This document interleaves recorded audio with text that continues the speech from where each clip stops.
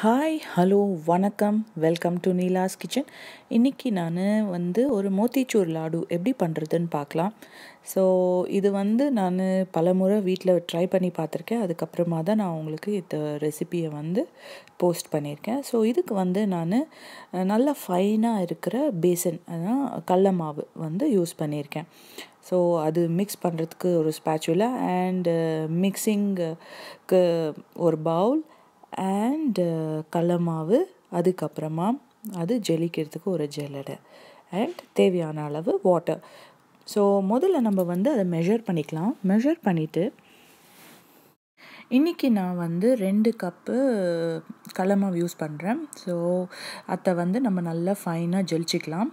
So இது நல்லா ஜலிச்சிட்ட அப்புறம் ஸ்பேச்சுலாவை எடுத்து இல்லை ஒரு விஸ்க் எடுத்து அதில் நல்லா கொஞ்சம் கொஞ்சமாக தண்ணியை விட்டு கலந்துக்குங்க. நீங்கள் ஒரே வாட்டி தண்ணி விட்டிங்கன்னா அது லம்ப்ஸ் ஃபார்ம் ஆகிடும். அதனால் கொஞ்சம் கொஞ்சமாக தண்ணியை விட்டு லம்ப்ஸ் இல்லாமல் மிக்ஸ் பண்ணுங்கள். அண்டு இதோட கன்சிஸ்டன்சி ரொம்ப கொஞ்சம் தண்ணியாக தான் இருக்கணும். அப்போ தான் நம்மளுக்கு நம்ம பண்ணுற பூந்தி துளி துளியாக சின்ன சின்னதாக கிடைக்கும்.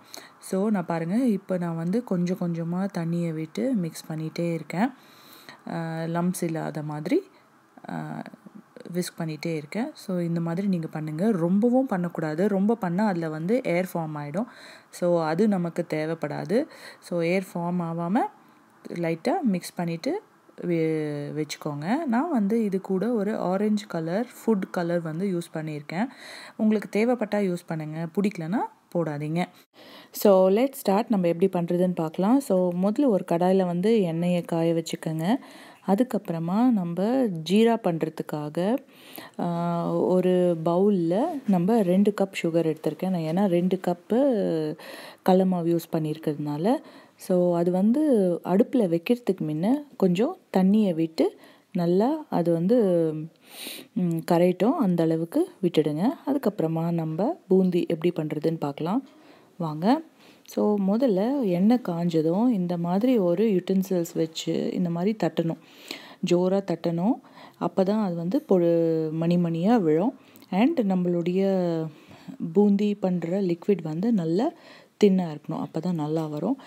அண்டு இந்த லட்டு பண்ணுறதுக்கு இன்னொரு டிப் என்னென்னா, நம்ம ரொம்ப நேரம் அதை வறுக்கக்கூடாது. அது கிறிஸ்பியாக வேணுமோன்னு அப்படி எடுக்கக்கூடாது. ஏன்னா அது கொஞ்சம் சாஃப்டாக இருந்தால் தான் நம்ம லட்டு நல்லா வரும்.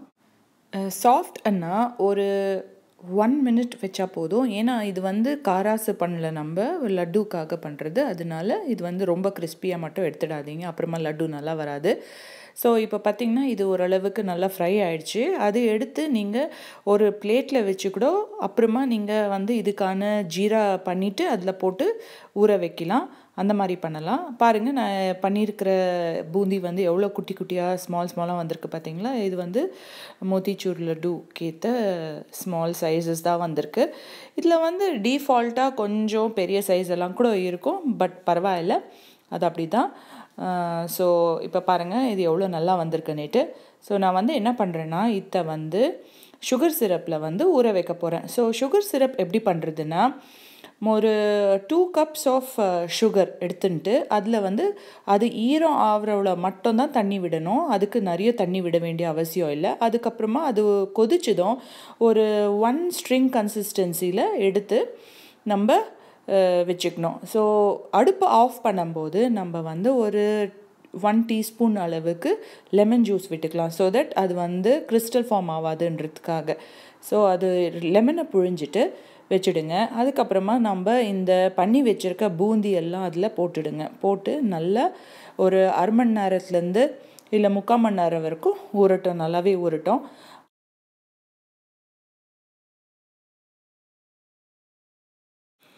இப்போ பார்த்திங்கன்னா நம்மளுடைய ஜீரா கரெக்டான கன்சிஸ்டன்சியில் ப்ரிப்பேர் பண்ணியாச்சு. ஸோ நம்ம இதுலேயே என்ன பண்ண போகிறோம்னா, கார்டமன் பவுடர்னா ஏலக்காய் தூள் அது போட்டுக்க போகிறோம்.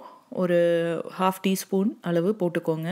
இல்லை உங்களுக்கு இன்னும் கொஞ்சம் வாசம் வேணும்னா கொஞ்சம் எக்ஸ்ட்ரா கூட சேர்த்துக்கலாம், பரவாயில்ல. அதுக்கப்புறமா அது கூடவே 1லேருந்து 2 டேபிள் ஸ்பூன் அளவு நெய் சேர்த்துக்கோங்க. இந்த நெய் ஏன் சேர்க்குறோன்னா, நம்ம வந்து அந்த நெய்யோட ஸ்மெல் வந்து ஒவ்வொரு லட்டுலேயும் வரும். ஸோ தட் அது வந்து கீல பண்ண லட்டுவாக தெரியும்.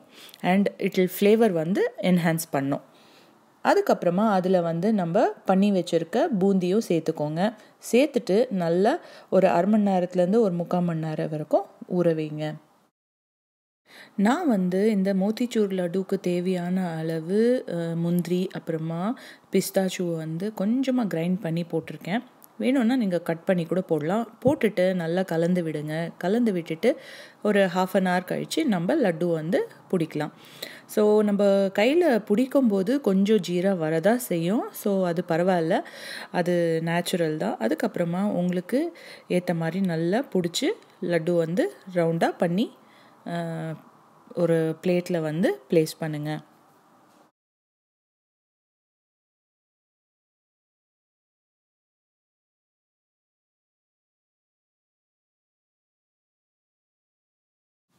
ஃபைனலாக ரொம்பவே டேஸ்டி அண்ட் டெலிஷியஸான ஹோம்மேட் லட்டு வந்து நல்லாவே ப்ரிப்பேர் பண்ணிட்டோம். இதுக்கு தேவையான பொருட்கள் வந்து ரொம்ப கம்மி, ஆனால் பொறுமை மட்டும்தான் தேவை. கண்டிப்பாக நீங்கள் வீட்டில் பண்ணி பாருங்கள். இந்த வீடியோ உங்களுக்கு பிடிச்சிருந்தா லைக் பண்ணுங்கள், ஷேர் பண்ணுங்கள், சப்ஸ்கிரைப் பண்ணுங்கள். கூடவே பெல் ஐக்கானையும் ஹிட் பண்ணுங்கள். மறக்காமல் கமெண்ட்ஸ் போடுங்க. தேங்க்யூ.